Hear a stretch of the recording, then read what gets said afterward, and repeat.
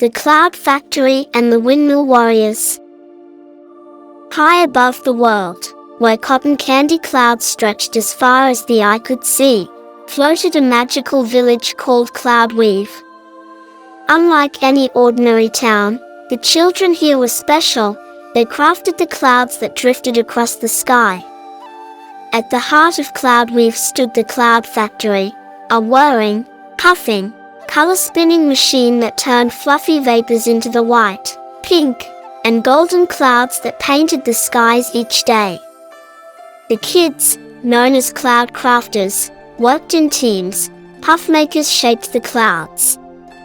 Drizzlers added raindrops for thirsty lands. Sunkissers brushed clouds with golden hues for sunrise and sunset.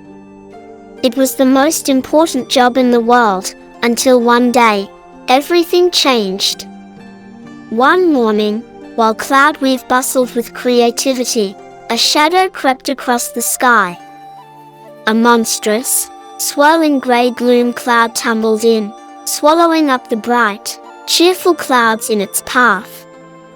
"Oh no!" cried Luna, the youngest puff maker. "That cloud isn't one of ours." The factory rattled and whined, its gears struggling to push out new clouds. The grey gloom absorbed color, turning everything it touched into dull, lifeless mist. "What do we do?" shouted Orin, the fastest sun-kisser in town. "Call the Windmill Warriors," bellowed Captain Zephyr, the leader of the Cloud Factory. Across Cloudweave, massive windmills spun at the village's edge. These weren't just ordinary windmills, they were the wings of the Windmill Warriors, the sky's protectors. The warriors, clad in gliders and powered by wind energy, rushed into action. Swooping, spinning, and somersaulting, they sliced through the sky, trying to push the grey gloom away. But the storm was too strong. The windmills strained, their sails tangled in the dark mist. "We need something stronger," called Captain Zephyr. That's when Luna had a bold idea. "What if we paint the sky back together?" Luna grabbed her color threads, strands of rainbow mist stored in the factory.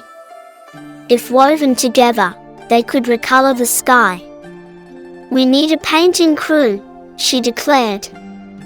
The cloud crafters raced to prepare. It became a cloud painting competition like never before. Orin mixed the perfect sunset pinks. The drizzlers shaped fluffy white clouds with blue shadows. The sun-kissers spun golden wisps to brighten the sky. With each brush of color, the sky fought back against the grey gloom, but the storm wasn't done yet. With a deep roar, the grey gloom grew bigger, twisting into a tornado of shadow. It lunged at Cloudweave, swallowing whole windmills and factory towers. Captain Zephyr led a daring chase, diving through the spinning storm, using his glider wings to dodge thunderbolts and gusts of wind. "Keep going. We need more color," he shouted. Luna saw her chance, a tiny opening at the heart of the storm. She and Orin grabbed a golden spool of rainbow thread and leaped off the edge of Cloudweave, falling toward the storm's swirling core.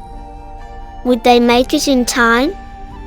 As Luna and Orin spun through the air, the storm spoke in a deep, rumbly voice. "Why do you fight me?" it asked. Luna's eyes widened. "You can talk." "I was once the first cloud ever made," the storm whispered. "I am the founder of the Cloud Factory, but I was forgotten." Orin gasped. "You a retired storm?" The storm shuddered, remembering its past. "I was beautiful once, but I was left behind. No one needed me anymore." Luna realized the truth. This storm wasn't evil, just lonely. "Then let's bring you back," she said, weaving a golden thread through the storm's center. As Luna and Orin finished sewing the storm into the sky, something magical happened. The Grey Gloom transformed, its swirling mist turning into new, gentle clouds. The rainbow threads shimmered, spreading warmth and color across the sky. The Windmill Warriors cheered, their windmills spinning freely once more. The cloud factory hummed back to life, creating new clouds in harmony. As the first golden sunrise glowed across Cloudweave, Captain Zephyr smiled. "Looks like we just hired a new old friend," he said, watching as the once feared storm now floated peacefully as a guardian cloud over their village.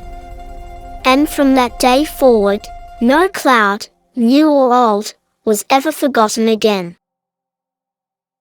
The end.